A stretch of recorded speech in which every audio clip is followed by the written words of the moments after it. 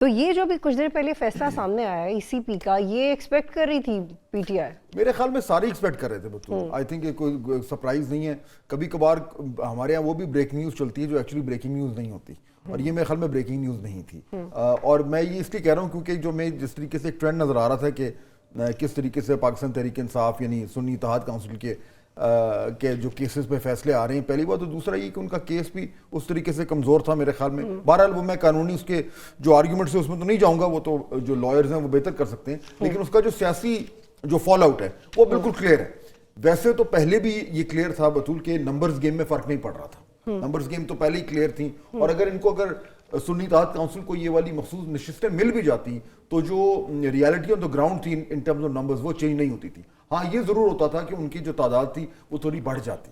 بہرحال اب وہ سیٹیں جو ہیں وہ اس وقت جو ان کو ملنی تھی سنی اتحاد کونسل کو، وہ اب جو حکومتی اتحاد میں جو لوگ شامل ہیں جماعتیں ان میں ڈیوائیڈ ہو جائیں گی. لیکن قانونی جو ایک پروسیس ہے وہ بھی رہتا ہے. اب یہ جائیں گے عدالت، جائیں گے عدالت کے بعد پھر اس میں ہیئرنگ ہوگی، پھر وہ جب 9 منتھ تیل ہوگا تو رادھا ناچے گی، وہ جب ہوگا سو ہوگا. لیکن تب تک جو نمبرز کے حوالے سے تو 2 امپورٹنٹ ایونٹس ہیں وہ تب تک ہو چکے ہوں گے. اور یہ ضرور ہوگا کہ پی ٹی آئی مزید اگریسو ہو جائے گی پارلیمنٹ، اگریسو ہو جائے گی. وہ 2 ایونٹس کیا ہیں؟ پہلے تو صدارتی الیکشن ہے. یہ میرا نہیں خیال کہ ممکن ہے کہ P T I S I سی عدالت میں جائے، ہیئرنگ ہو اور وہ ان تمام تر معاملات کا فیصلہ بھی جو ہے وہ اگلے 3 دن میں آ جائے. پاسبل نہیں ہے. تو صدارتی الیکشن میں انہی نمبرز کے ساتھ سنی اتحاد کونسل کو جانا پڑے گا. اس کے بعد سینٹ الیکشنز ہیں، اس میں بھی موسٹ لائکلی تو یہ 2 گزر جائیں گے. اس کے بعد پھر دیکھتے ہیں کیا ہوتا ہے. اور دونوں میں پی ٹی آئی کا کوئی خاص حصہ نہیں ہوگا، حصہ نہیں ہے، کیونکہ اگین اگر آپ نمبرز دیکھیں تو نہ ہی صدارتی الیکشن میں ان کے پاس قریب قریب وہ نمبرز ہیں جن سے ان کے جو امیدوار ہیں محمود خان اچکزئی صاحب وہ کسی بھی طریقے سے جو حکومتی اتحاد کے امیدوار ہیں جناب آصف علی زرداری صاحب ان کو ہرا سکیں. اور سینٹ میں بھی جو ممبرز الیکٹ ہونے ہیں اس میں بھی کلیئرلی جو ہے وہ ایڈوانٹیج ہے حکومتی اتحاد کو. اور مور امپورٹنٹلی جو سینٹ چیئرمین کا الیکشن ہے اور ڈپٹی چیئرمین کا، اس میں بھی کوئی ایشو نہیں ہے. تو اس لیے سنی اتحاد کونسل / پی ٹی آئی شور شرابہ کر سکتی ہے، لیکن اس سسٹم میں اب جہاں تک یہ امپورٹنٹ اپوائنٹمنٹس آر کنسرنڈ وہاں پہ ان کی جگہ نہیں ہے. اور ایک بڑا مبہم سا ریاکشن بھی آیا تھوڑی دیر پہلے سینٹ کے اجلاس میں بیرسٹر علی ظفر صاحب کیا بولے؟ انہوں نے یہ کہا ہے کہ جی پورے کے پورے الیکشن کمیشن کو مستعفی ہو جانا چاہیے اور آرٹیکل 6 کا مطالبہ کیا ان کے خلاف، پورے کا پورا. چلیں مطالبہ کرنے میں تو کوئی ہے، لیکن ہم ریڈیکیول نہیں کریں. ہم سے وہ جو قانونی تیاری ہے پی ٹی آئی کی ہمیشہ بھی کمزور رہی ہے، تو یہ مطالبہ بھی سمجھ میں نہیں آتا. نہیں چلیں وہ سیاسی انہوں نے کر دیا، لیکن ادروائز دیکھیں فیصلہ ہے.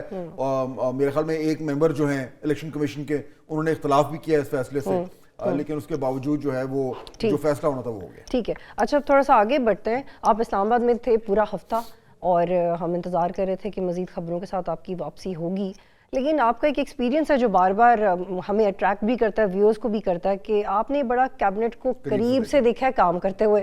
اس میں آپ کا کچھ تنقید بھی ہوتا ہوگا، کچھ چیزوں کو آپ بہتر بھی سمجھتے ہوں گے. اب 6 ماہ میں شہباز شریف صاحب دوبارہ اس کرسی پہ آ گئے ہیں، ان کے دماغ میں کیا چل رہا ہے؟ خوش ہو رہے ہیں، پریشان ہو رہے ہیں، کیا سوچ رہے ہیں؟ میرے خیال میں ایکسائٹیڈ بھی ہوں گے اور پریشان تو میں نہیں کہوں گا، لیکن یہ ان کو ظاہر بات ہے کہ کیونکہ پچھلے 16 مہینے وہ اس کرسی پہ بیٹھ چکے ہیں تو انہیں جو چیلنجز ہیں اور جو actual situation on the ground ہے وہ تو انہیں اچھی طرح معلوم ہے. اچھا اب آج وہ واپس جو ہے وہ انہوں نے آج اوتھ لیا، اور اوتھ لینے کے بعد وہ آج وزیر اعظم ہاؤس میں گئے. وہاں پہ تمام تر جو ان کے سٹاف ہے ان سے ملاقات ہوئی. وہ میرے خیال میں ہمارے پاس ویژولز ہیں، تھوڑی دیر میں شاید ہم وہ بھی دکھا پائیں، یہ جو بھی اوتھ کے ویژولز ہیں اور پھر ملاقاتوں سے. اور میں بڑے غور سے دیکھ رہا تھا کہ شہباز صاحب جن لوگوں کو مل رہے تھے سارے وہ جانے پہچانے لوگ ہیں، یہ ان کی ٹیم کے ہی ممبرز ہیں. تو میں سب سے پہلے تو بطول بات کرنا چاہوں گا کہ مجھے کیا لگتا ہے کہ اس وقت شہباز صاحب کا جو اب دوسرا یہ ایکسٹینٹ آ رہا ہے پرائم منسٹر کے طور پر، اس میں ان کا کیا سٹائل ہوگا، کیا ان کی ترجیحات ہوں گی، کس طریقے سے وہ اپنے اس پوزیشن پہ جب براجمان ہو گئے ہیں اس سے کس طریقے سے وہ آگے گورن کریں گے. پہلے تو ذرا میں آپ کو تھوڑا سا پرائم منسٹر ہاؤس کے بارے میں بتا دوں. اینڈ آئی سے this with lot of experience basically, اور یہ لوگوں کو شاید کچھ لوگوں کو پتا ہو لیکن اکثر و بیشتر کو نہیں پتا ہوگا کہ پرائم منسٹر کا جو سٹاف ہوتا ہے بطول، وہ بیسکلی اٹس ڈیوائڈڈ انٹو 2. ایک سویلین سٹاف ہوتا ہے اور ایک ملٹری سٹاف ہوتا ہے. جو سویلین سٹاف ہے اس کو ہیڈ کرتے ہیں جس کو کہتے ہیں secretary to the P M, S P M. He is the senior most bureaucrat, اور وہ اس کے تمام تر جو بیوروکریٹک جو سٹاف ہے وہ ان کو رپورٹ کرتا ہے.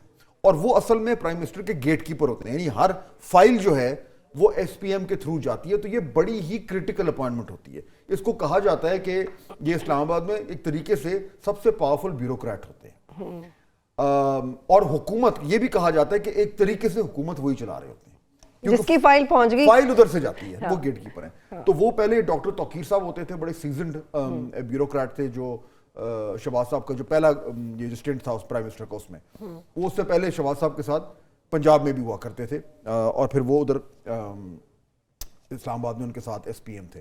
اب یہ اسد گیلانی صاحب کو اپوائنٹ کیا گیا ہے اس باری. اسد گیلانی صاحب اگین ایک سینئر بیوروکریٹ ہیں, میرے خیال میں گریڈ 21 کے ہیں, اور بڑی کی اپوائنٹمنٹس پر ہیں. ابھی کچھ عرصے پہلے تک وہ نادرا کے چیئرمین بھی تھے, acting chairman, board of investment میں بھی رہے ہیں. اس کے بعد شہباز صاحب کے ساتھ بڑی کلوزلی وہ کام کرتے رہے ہیں while he was the prime minister.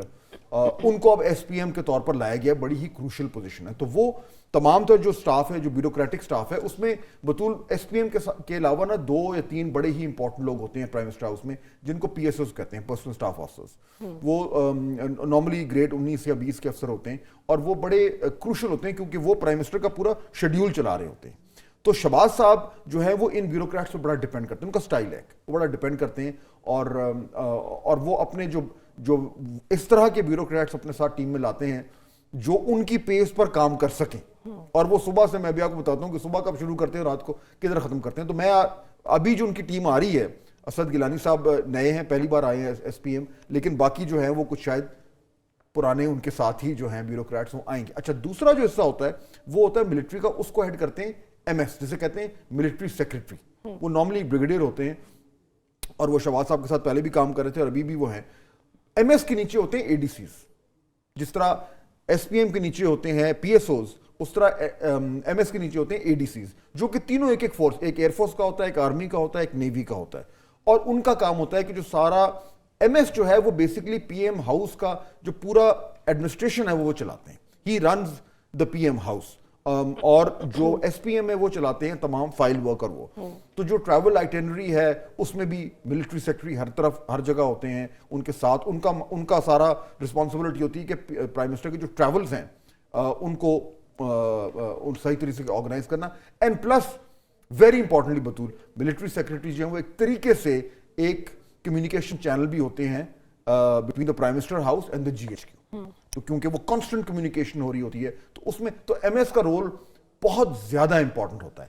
اب یہ میں تھوڑا سا بیک گراؤنڈ آپ کو اس لیے دیا ہے کیونکہ this is how the prime minister house works. The prime minister جو ہیں وہ ایس پی ایم اور ایم ایس کے تھرو کام کرتے ہیں, اس لیے یہ جو 2 اپوائنٹمنٹس ہیں یہ بہت ہی کروشل ہوتی ہیں.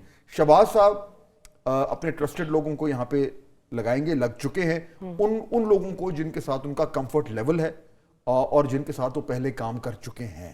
چنانچہ وہ ٹیم ان پلیس آ چکی ہے, اور میرے خیال میں ہمیں نظر آنا شروع ہو جائے گا کہ اب وہ 100 کی سپیڈ پہ دوڑنا شروع ہو جائے.